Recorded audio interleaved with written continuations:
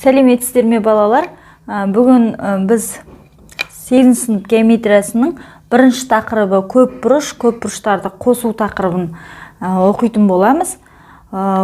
Осыған дейін оқығанда, мысалы бастауыштан бері біз жазықтықтағы фигуралардың ішінде ең бірінші үш бұрышты оқыдық, төрт бұрышты оқыдық. Төрт бұрыштың дербес түрі шаршы немесе квадратты оқыдық. Осы жерге сол бұрынғы білімімізге оралатын болсақ, үш бұрыш деп атаймыз, егер оның бір түзудің бойында жатпайтын үш нүктені тізбектей қосатын кесінділерден тұратын фигураны атайтынбыз. Сол сияқты бір түзудің бойында жатпайтын төрт нүктені қосатын тізбектесе қосылған кесінділерден құралған фигураны біз төрт бұрыш деп атайтынбыз. Ал төрт бұрыштың егерде қабырғасы ұзындығы мен ені бірдей болып тең болатын болса, яғни қабырғалардың ұзындықтары бірдей болса, біз оны шаршы деп атайтынбыз.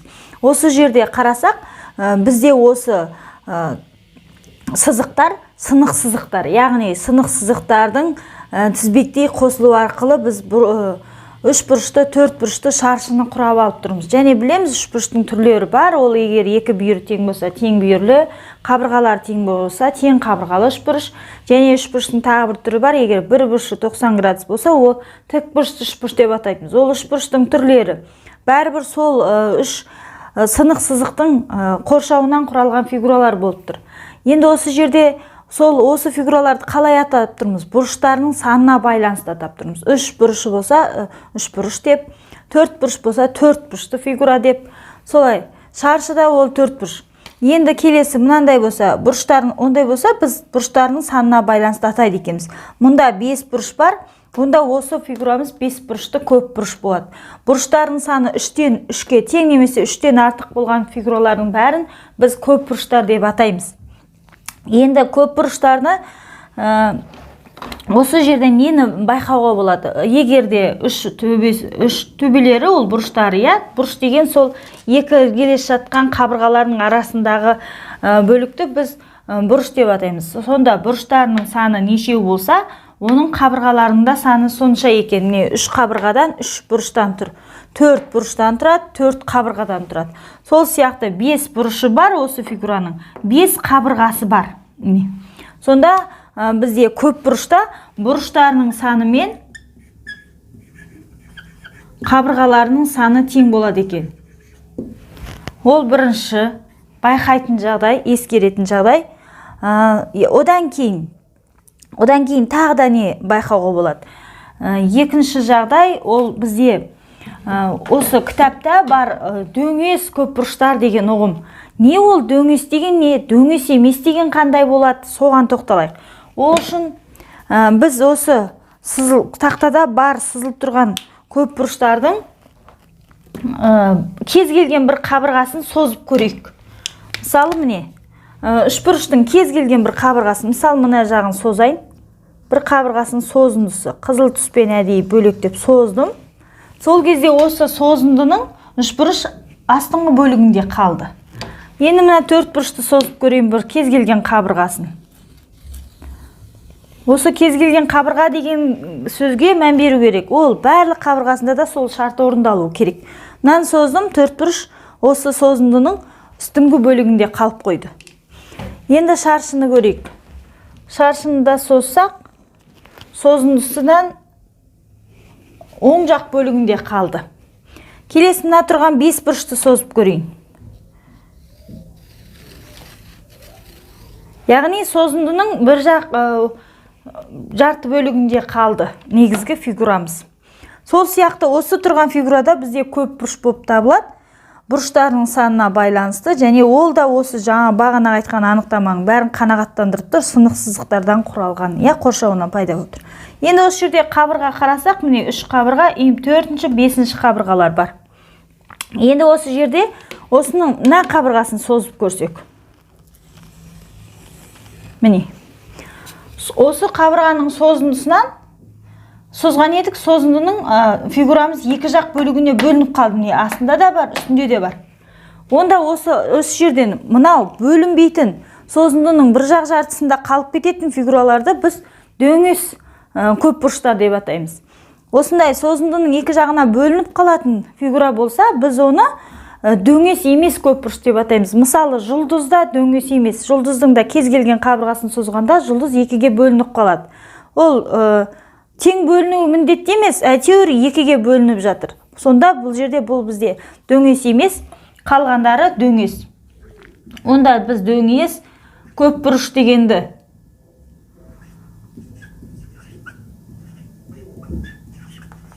дөңес көпбұрыш деген ұғымды кіргіздік. Яғни жаңа қабырғасының созындысының келесі жартысында қалып, бір жартысында қалса, яғни фигура мынандай екіге бөлінбесе, біз оны дөңес көпбұрыш деп атайды екенбіз. Мектеп курсында тек қана дөңес көпбұрыштар зерттеледі. Сондықтан былайғы кезде көпбұрыштар деп қана айтылып жатса, ол жерде дөңес сөзі бар. Бірақ біз осыдан былайғы көпбұрыштарды, дөңес көпбұрыштарды қарастырамыз деп келісіп алу керекпіз. Дөңес сөзін қоспай, себебі мектепте тек қана дөңес көпбұрыштарды қарастыратын боламыз. Мынандай дөңес еместерді біз мектепте қарастырмаймыз. Одан кейін, енді осын білгеннен кейін ары қарай үшбұрыштың ішкі бұрыштарының қосындысын біз білетінбіз. Үшбұрыштың ішкі бұрыштарының қосындысы 180 градус. Осыған дейін 7 сыныптан бері келе жатқан біліміміз. Ал төртбұрыштың ішкі бұрыштарының қосындысын табу үшін біз кез келген төртбұрышты екіге бөліп тастасақ осылай. Сонда ол екі үшбұрыштан тұрады.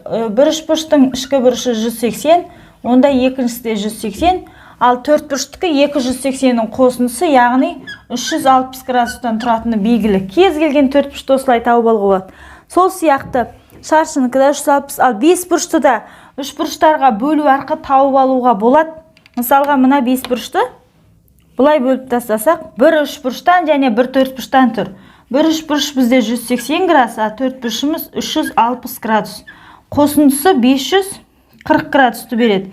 Яғни бесбұрыштың ішкі бұрыштарының қосындысы 540 градусты береді. Осылай да табуға болады. Әрі қарай 6 бұрышты, 7 бұрышты, солай жалғасып 10, 20, 30 көп бұрыштар болса, сосын бәрін үшбұрыштарға бөлу арқылы табуға болады әрине. Бірақ сызып отыру, санап отыру ол бізге үлкен жұмыс болады. Сол үшін енді осы жерден бір формула қорытып аламыз. Яғни көп бұрыштардың ішкі бұрыштарының қосындысы ол 180 көбейтеміз n-2. Осы жердегі n деп тұрғанымыз бұрыштарының саны. Осын тексеріп көрейік, егер үшбұрышқа келе ме екен. Үшбұрышта n-іміз 3. n тең 3 мында. Көрейік. 3-ті орнына қойсақ, 3-тен 2-ні азайсақ 1, яғни 180-ге 1-ді көбейт дейді. Көбейту 1, одан 180 шығады. Орындалып тұр. Мына жерде n тең 4, яғни 4 бұрыш болғандықтан. Орнына қойсақ 180, көбейту n дегеніміз 4, 4 азайту 2. Яғни 182-ге көбейсек 360 шығады. Дәл сол сияқты барлық төртбұрыштардың ішкі бұрыштарының қосындысы 360. Мейлі ол тік төртбұрыш болсын, шаршы болсын, әлде басқа фигура, кез келген төртбұрыш болсын, параллелограмм болсын, трапеция болсын, төртбұрыш болады екен, оның ішкі бұрыштарының қосындысы 360 деген сөз. Енді бесбұрышты да дәл сол формуланы қолданайық. n бұл жерде 5, яғни бұрыштардың саны 5, онда 180-ге көбейтеміз 5-тен 2-ні азайтып формула бойынша. Сол кезде 180-ге 3-ті көбейт дейді. Ол жерден де 540 градус шығады. Яғни бағана тапқанымызды формуламен де табуға болады екен. Енді бізге ары қарай 7 бұрыштыкін тап, 10 бұрыштыкін тап десе, осы формуланың орнына кеп бұрыштардың санын қоямыз да, ары қарай ішкі бұрыштардың қосындысын табуға болады екен. Енді одан кейін бізде тағы не бар? Сыртқы бұрыш деген ұғым бар, біз білетіндей. Сыртқы бұрыш кез келген фигураның сыртқы бұрышы. Мысалға, мына жерден бір үшбұрыш алсақ, мысалы.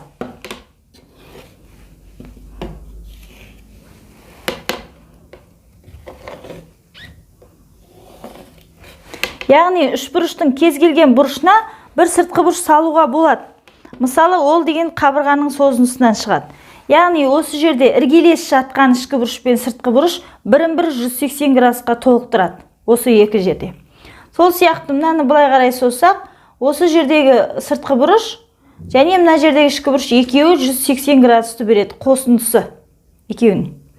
Сонда сыртқы бұрышпен өзімен сыбайлас жатқан ішкі бұрыш екеуі бірін-бірі 180 градусқа толықтырады деген анықтама шығады. Дәл осы жағдайды пайдаланып отырып, көп бұрыштардың сыртқы бұрыштардың қосындысы неше екен, соны тауып көрейік. Мысалға, мына жерде керек еместерін өшіре салайын, шимай болып кетті. Осы бір көп бұрышты алайын. Содан кейін оның әрбір жаңағы ішкі бұрышына сыртқы бұрыш салып шығайын. Мында сыртқы бұрыш бар. Тағы да міне жерде сыртқы бұрыш. Мында да сыртқы бұрыш. Міне сыртқы бұрыш. Тағы мында сыртқы бұрыш.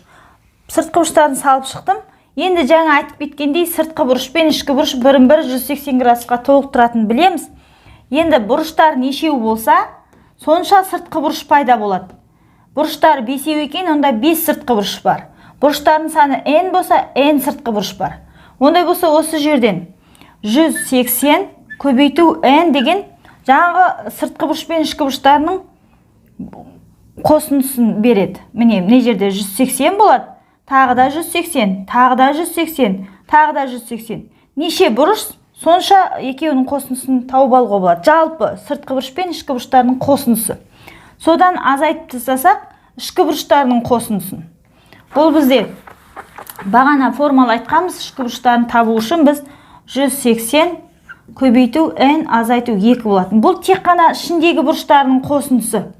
Соны азайтып тастасақ, осы жерде тең не болады? 180 n азайту 180 n азайту, мына жерде минус пен минус плюс болып 360.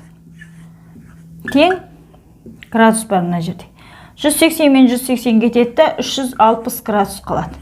Яғни барлық сыртқы бұрыш пен ішкі бұрыштардың қосындысынан тек қана ішкі бұрыштың қосындысын азайтып тастасақ, сыртқы бұрыштың қосындысы қалады. Яғни кез келген фигураның сыртқы бұрыштарының қосындысы 360 градус екен. Соны білу керекпіз. Төртіншісі бізде 360 градус болады. Ол сыртқы бұрыштарының қосындысы. Мынау ішкі бұрыштарының қосындысы.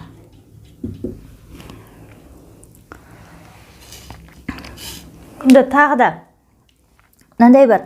Кез келген, мысалы, үш бұрышын алсақ, кез келген үш бұрыштың екі қабырғасының қосындысы үшіншісінен артық болады. Кез келген екі қабырғасының қосындысы. Мына қабырғасын А десек, Б, С десек. Осы жерде көрінбей қалады мынау. Осы жерден үш бұрыштан мынандай 7-ші сыныпта мынандай қорытындыға келгенбіз. Мысалы, А мен С-ның қосындысы ол артық болады Б-дан. Немесе А мен Б-ның қосындысы артық болады С-дан. Немесе Б мен С-ның қосындысы ол артық болады А-дан. Яғни кез келген екі қабырғасының қосындысы үшіншісінен міндетті түрде артық болады. Дәл осы қасиет көп бұрыштарға да келеді.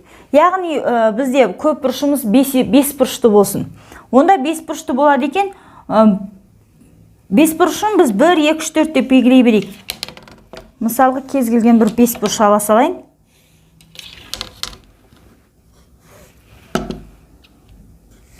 Деп. Осы жерде мынау 1, 2, 3, 4, 5 деп алайық қабырғаларын. Енді осы жерде жаңа қасиет осы 5 бұрышқа да келеді.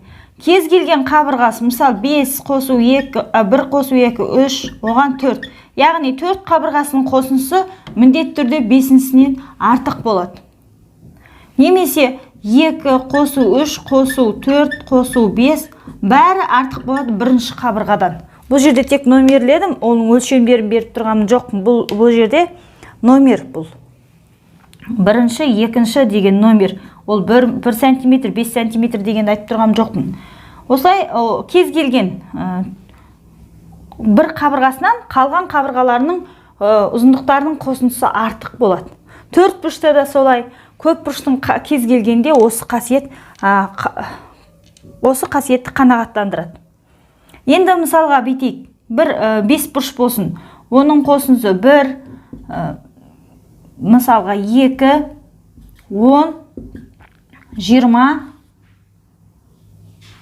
келесі 33 болсын. Міне. Осы көп бұрыштың мынау енді бұл жерде өлшемдері бірінші қабырғасының ұзындығы 1 сантиметр, 2 сантиметр, 10, 20, 33 болса, осындай 5 бұрыш болуы мүмкін ба десе, онда есептейміз бағанағы қасиетке байланысты. Қараймыз, кез келген төртеуін қосайық, мына төртеуін қоссақ, бұл жер неше шығады? 33 шығады. Амда 33.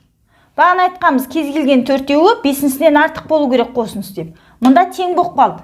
Онда бұндай көп бұрыштар болмайды 5 бұрыш.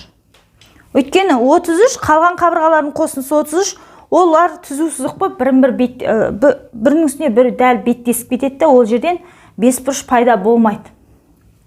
Сол қасиетті қанағаттандыру керек. 6-шы қасиет. Ол, мысалы, біз кітаптарда есептер шығару басында дұрыс көп бұрыш, дұрыс 3 бұрыш, дұрыс 4 бұрыш деген сөз кездестіруіміз мүмкін, кездестіреміз де. Ол сол жерде дұрыс 3 бұрыш десе, ол не 3 бұрыш болды деген ой келеді. Себебі біз 3 бұрыштың түрлерін білеміз. Тең бүйірлі, тең қабырғалы, тік бұрышты 3 бұрыш және кез келген 3 бұрыш. Сол жерде дұрыс дегенді оқымаған сияқты едік. Енді дұрыс деген не нәрсе болып кетті? Ол дұрыс деген сөз барлық қабырғалар бірдей болса, соны дұрыс деп атаймыз. Яғни тең қабырғалы 3 бұрыш бізде дұрыс 3 бұрыш болады. Сол сияқты қабырғалардың өлшемдері бірдей болса, 3 бұрыш дұрыс. Мынаны А, Б, С деп алсақ, немесе бәрін А деп ала берейік. Өйткені жаңа айтты, қабырғалардың өлшемі А, мынау А болса, бұл жерде бізде дұрыс 3 бұрыш тұр. Дұрыс 3 бұрыш деп белгілейін. Тағы да шаршы да дәл солай, ол бізде дұрыс 4 бұрыш болады. Себебі қабырғаларының өлшемдері бірдей. А. Бұл да дұрыс 4 бұрыш болады. Сол сияқты 5 бұрыштың егер қабырғаларының 5 қабырғасында өлшемі бірдей болса, ол дұрыс 5 бұрыш болады. Сол сияқты дұрыс 6 бұрыш, дұрыс 7 бұрыш. Бәрінің қабырғаларының өлшемдері бірдей болу керек. Сол дұрыс бұрыштардың бір бұрышының, мысалы бір бұрыш, мына бұрыштың градусын қалай табамыз, немесе мынаны қалай табамыз. Ол үшін алдымен жаңағы формула 180 n азайту 2 деген мынау барлық ішкі бұрыштарының қосындысы. Соны бөліп тастаймыз бұрыштарының санына. Сол кезде бізде жаңағы альфа деген бұрыштың градустық өлшемі шығады. Осы формуланы біз мынау 3 бұрыш пен 4 бұрыш арқылы тексеріп көрейік. Мысалға 3 бұрыш үшін алайық. Онда не істейміз? 180 көбейту, мысалы n тең 3 болған жағдайда. Онда 3 азайту 2 бөлу 3. Яғни альфа деген мына жерде бір бұрышты тауайық, мынау альфа болсын. Онда не істейміз? Арғарай мына жерден 1 қалады, 180 мен 3 қысқартында 60 қалады.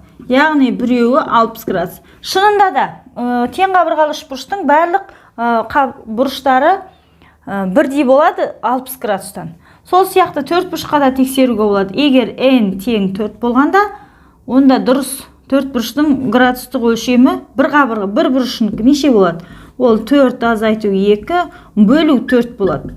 Сол кезде 2, 360, 364-ке бөлсең 90. Яғни бір бұрышы 90 градустан тұрады. Сол сияқты n тең 5 болған кезде, яғни 5 бұрыштықын есептеп көрейік. Бұл кітапта жаттығу есептерінде де кездеседі. 5 азайту 2 бөлу 5. Міне, 3, 540-ты 5-ке бөлеміз. Мұнда 540 шығады. Соны 5-ке бөліп тастасақ, бірден 108 градус. Яғни альфа тең 108 градустан екен. Бұл қандай 5 бұрыш? Бұл дұрыс 5 бұрышта. Бір бұрышы 108-ден 108 болып, жалпы ішкі бұрыштардың қосындысы 540-ты береді екен. Осылай табуға болады. Енді мына есепті айтады. Бұрыштарының қосындысы 900 градус болатын көп бұрыштың ішкі бұрыштарының қосындысы. Қабырғалардың саны неше дейді? Мен басында естеріңде осы айтып кеттім. Көп бұрыштардың саны неше болса, қабырғалардың да саны соншалық. Онда бізге бұрыштарын тапсақ жеткілікті, қабырғалары да сонша деген сөз. Сонда ішкі бұрыштардың қосындысының формуласынан пайдаланамыз. Ол формуланы білеміз. 180 көбейту n азайту 2 n азайту 2 болды. Бізде n бұрыш саны белгісіз. Сол бұрыш санын тапсақ, қабырға санын табымыз. Осы ішкі бұрыштардың қосындысы есеп шарты бойынша ол 900-ге тең екен. Теңестіреміз, ары қарай теңдеу шешеміз. Осы жерде жақшаны ашып, есепті күрделілестірудің қажеті жоқ. Жақшаның ішінде бір ғана айнымалы, соны қалдырамыз да 900-ді бөліп тастаймыз 180-ге. Мен азайту 2 тұра береді, 900-ді 180-ге бөлсек 5-тен. Онда n тең болады, 2 5-ке қосылады 7. Яғни, жаңағы ішкі бұрыштардың қосындысы 900 болатын көп бұрыштың бұрыштарының саны 7 екен. Онда осы есептің сұрап тұрғаны қабырғалардың саны болатын. Онда ол көп бұрышта 7 қабырға бар. Өйткені бұрыштар мен қабырғалардың саны тең дегенбіз. Енді тапсақ жеткілікті. Ал мына екінші есепті айтады. Әрбір сыртқы бұрышы 72 градус болатын көп бұрыштың неше қабырғасы бар дейді. Бұл жерде беріліп тұрғаны сыртқы бұрыштың градустық өлшемі беріліп қойған. Онда біз есімізде болса, сыртқы бұрыштарының қосындысы 360 градус болатығында. Сол 360 градустан пайдаланамыз, барлық сыртқы бұрыштың қосындысы 360. Соны бөліп береміз 72 градусқа. Сол кезде болады 5. Яғни 72 градустан 5 бар. Яғни 5 сыртқы бұрышы бар екен. Ал енді қабырғаны сұрап тұр ғой. Онда біз білеміз, сыртқы бұрыш, 5 сыртқы бұрыш бар болса, оған сыбайлас жатқан 5 ішкі бұрыш бар деген сөз. 5 ішкі бұрыш болады екен. Онда бұрыштардың саны нешеу болса, қабырғалардың саны сонша дегенбіз. Сондықтан 5 қабырға бар деген сөз. Бұл жерде де 5 қабырға бар. Яғни 5 бұрыштың градустық өлшемін беріп тұр екен. Ал балалар, келесі есепке қарайық. Периметрі 23 болатын 4 бұрыштың дейді. Бір қабырғасы басқаларынан 2-ге, 3-ге және 4-ге артық болса, осы қабырғалардың өлшемдерін тап дейді. Бұл жерде беріліп тұрған 4 бұрыш кез келген 4 бұрыш. Оны тік 4 бұрыш деп берген жоқ, басқа да 4 бұрыш деп берген жоқ. Сондықтан мен кез келген бір 4 бұрыш салып алайын.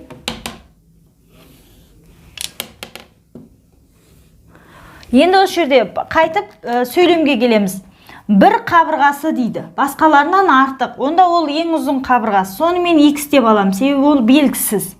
Осы қабырға екіншісінен 2-ге артық дейді.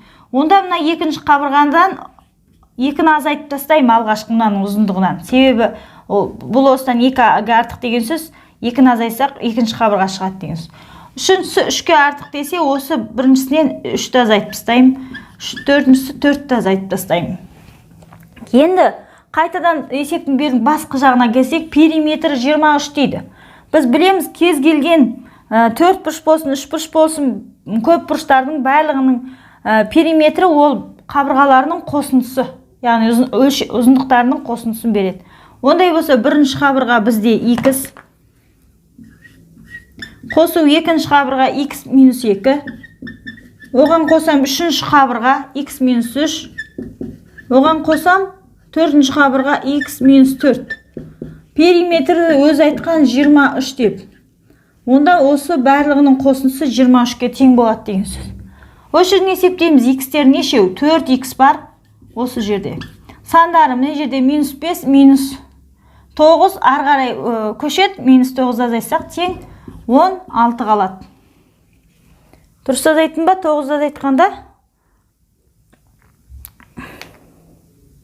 Наоборот, қосылу керек екен ғой. Так, 23-ке 9-ды қоссақ 32. Онда x тең болады 8. Яғни бағанағы айтылған x деп алған қабырғамыз 8 екен. Онда екінші қабырғамыз осы 8-ден азайтып тастаймыз. 2-ні ол 6 болады. 3-ті азайтсақ 5 болады. 4-ті азайтсақ 4 болады. Тексереміз. Барлығының қосындысы бізге 23-ті беру керек. 10, 15, 23 орындалып тұр. Яғни есептің жауабы осы. Қабырғалардың өлшемдері 8, 6, 5, 4 екен.